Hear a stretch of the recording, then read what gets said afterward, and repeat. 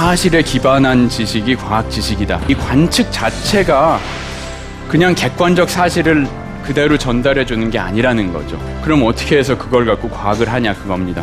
우리가 아무리 관측 사실이라고 우기는 것도 이론이 포함된 가설일 수밖에 없다. 이 관측을 어떻게 믿는가 점점 걱정이 깊어집니다. 우리가 관측 결과에서 탐지해낸 그 규칙성을 일반화시켜서 중요하게 생각할 만한 근거가 있나, 그 판단을 결국 이론에 의존할 수밖에 없다는 거거든요. 그런데 그 이론이 옳다는 건 또 어떻게 합니까? 여러분들이 절망하실 것 같습니다.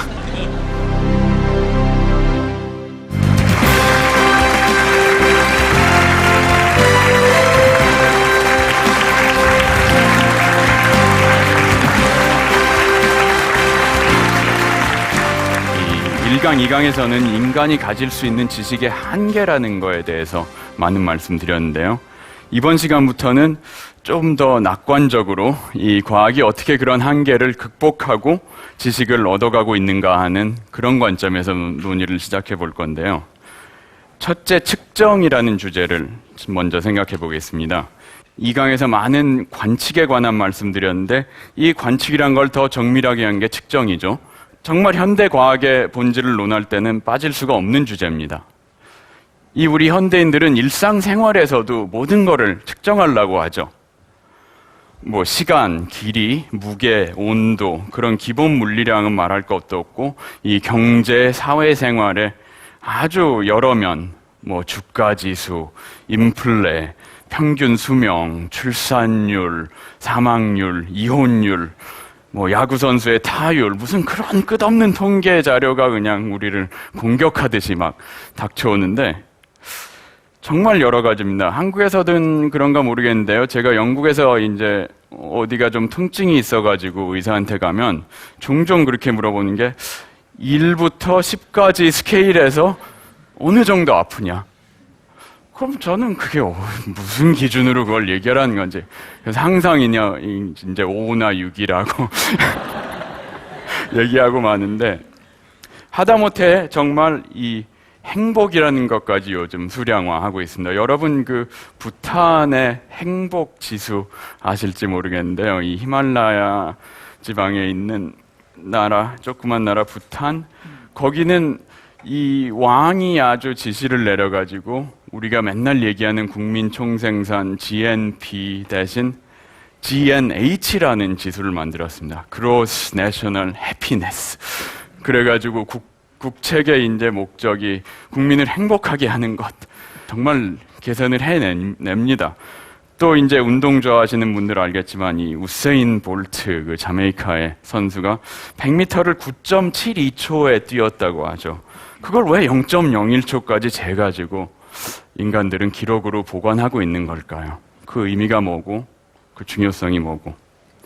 아마 이거를 우리나라 이조 시대 조상들한테 이해했다면 전혀 이해하지 못할 행태일 겁니다.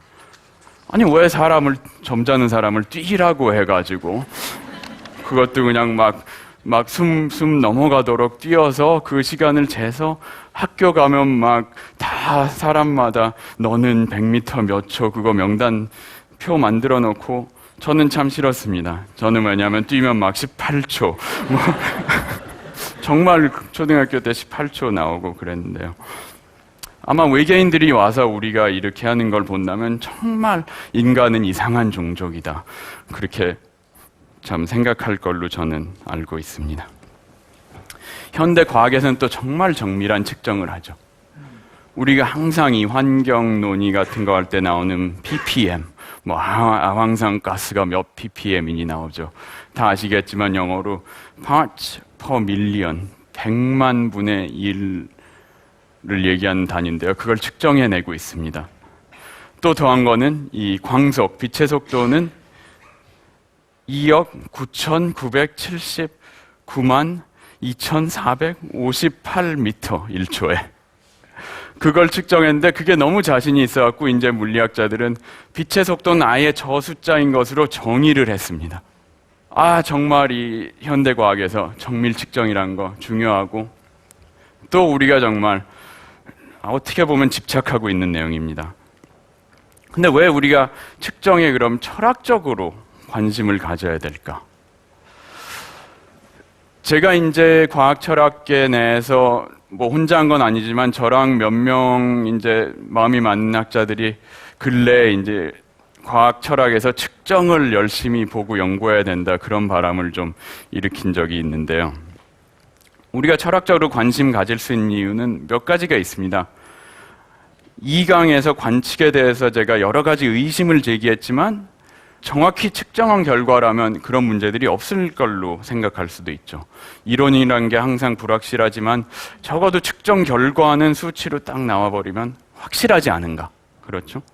예를 들어서 뭐 지구 온난화의 원인이 정확히 뭔가, 그런 거는 토론도 해볼 수 있겠지만 온난화가 되고 있다는 그 자체는 측정된 결과니까 뭐 의심할 수 없지 않은가. 그렇게 확실한 건 또 모르더라도 아무튼 정밀하게 하고 있다는 거는 틀림없습니다. 또 이제 가장 훌륭한 과학 이론들은 수학으로 푸는데 아무리 뭐 정밀하게 수학적으로 자연을 그렇게 기술하고 이해한다고 해도 그걸 받쳐주는 이 수량화된 관측, 즉 측정이 없다면 아무 소용이 없는 거죠. 그래서 이제 영국 스코틀랜드의 이 유명한 물리학자 켈빈, 이 켈빈 경입니다. 나중에 귀족으로 돼가지고, 근데 원래 진짜 이름은 윌리엄 톰슨입니다. 그 사람이 이제 참 대단한 사람인데 제가 이 양반 얘기를 다 하자면 1시간이 다 갈 거고요.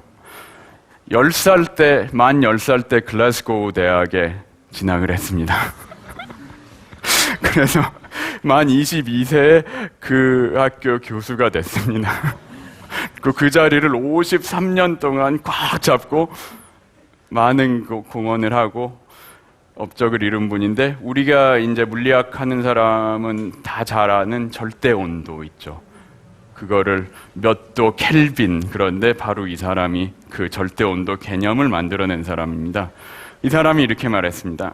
내가 맨날 말하지만 우리가 논의하는 내용을 측정해서 숫자로 표시할 수 있다면 우리가 뭔가를 아는 것이다. 그렇지 못하다면 우리의 지식은 참 변변치 못하고 만족스럽지 못하다. 측정하지 못하고 논하는 거는 뭐 그 지식의 시작일 수는 있어도 과학적이 되려면 아직 한참 먼 거라고 그렇게 얘기를 했습니다. 우리 현대인들은 참 뭐 켈빈이 누군지 몰라도 이 말을 참 깊이 새겨 듣고 살고 있는 것 같네요. 우리 현대인들은 이렇게 측정 광입니다. 그럴 뿐 아니라 또 한 가지 재미있는 건 자연이 이렇게 수량화돼 있다는 거를 생각지도 않고 받아들입니다. 그러나 이제 여기서 철학자가 해드려야 될 말입니다.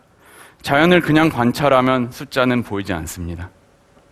숫자는 우리가 갖다 붙여야 있는 것이고, 물론 마음대로 붙일 수는 없지만 자연 자체의 숫자가 이미 포함되어 있지는 않습니다. 그래서 이제 그 과학이 자연의 숫자를 갖다 붙이는 과정을 제가 수량화라고 이름을 붙여가지고 찝어내서 말씀드리는 거고요. 그렇게 말씀드리는 목적은 여러분들에게 그 수량화는 당연한 것도 아니고 쉬운 것도 아니라는 그 말씀을 드리고자 하는 건데요. 우리가 뭐 맨날 몇 도 주워 삼기는 온도 같은 것도 이 원래 차갑다, 뜨겁다 하는 질적 개념이었지, 그게 우리가 수량으로 경험하지 않지 않습니까? 우리가 온도를 수량으로 경험한다면 온도계가 필요 없죠. 우리는 그냥 약간 더울 뿐이고, 그럼 뭐 한 22도 될까? 그런 거죠. 그러나 그 22도 될까 하는 거는 온도계를 맨날 보고 숫자를 읽은 경험에 의해서 생각하는 거지 우리 경험 자체가 수적인 건 아닙니다. 서양에서도 이 아리스토텔레스 철학에서 뜨겁다, 차갑다 하는 거는 굉장히 중요한 성질인데, 또 뭐 습하다, 건조하다도 있죠. 그거 4가지를 가지고 아리스토텔레스는 모든 걸 다 풀어냈는데 수학적인 개념은 절대 아니었죠. 그랬던 걸 이제 유럽 과학자들이 1600년경부터 온도계를 발명하고 이제 아주 오랜 세월에 걸려서 1800년대 후반에 가서야 수량적 개념으로 아주 정립을 했던 겁니다. 그런 걸 이제 한국 같은 데서는 아무 생각도 없이 수입해가지고 썼던 겁니다. 근데 과학의 역사를 계속 거슬러 올라갈수록 정말 우리가 상식적으로 수량이라고 여기는 것들이 처음에는 수량이 아니었고 어떻게 수량화됐다는 게 보입니다. 속도, 당연히 숫자라고 생각하죠. 이거 뭐야? 깡통에다가 그냥 자 하나 대놓은 거. 잘 뜯어보면 처음부터 숫자인 거는 거의 없습니다. 바다가 녹는 저 깊은 지하실, 건강한 몸의 온도, 물이 항상 같은 온도에서 온다는 거 어떻게 알죠? 이 기준이 없는 상태에서 기준을 만든다는 거는 그럴 수밖에 없다는 거죠. 속도, 우리가 속도를 생각할 때 당연히 숫자라고 생각하죠. 근데 이 중세 유럽 물리학자들이 이 속도가 숫자이냐 아니냐를 가지고 많은 논란 벌였는데요. 그러니까 속도도 처음에 우리가 그냥 물체를 관찰할 때 빠르다, 느리다, 그거는 질적인 개념이죠. 양적인 개념은 아니고. 근데 우리 현대인의 생각으로는 속도야 당연히 그 길이 재가지고 거리를 재서 그거를 시간으로 나누면 되지 않느냐.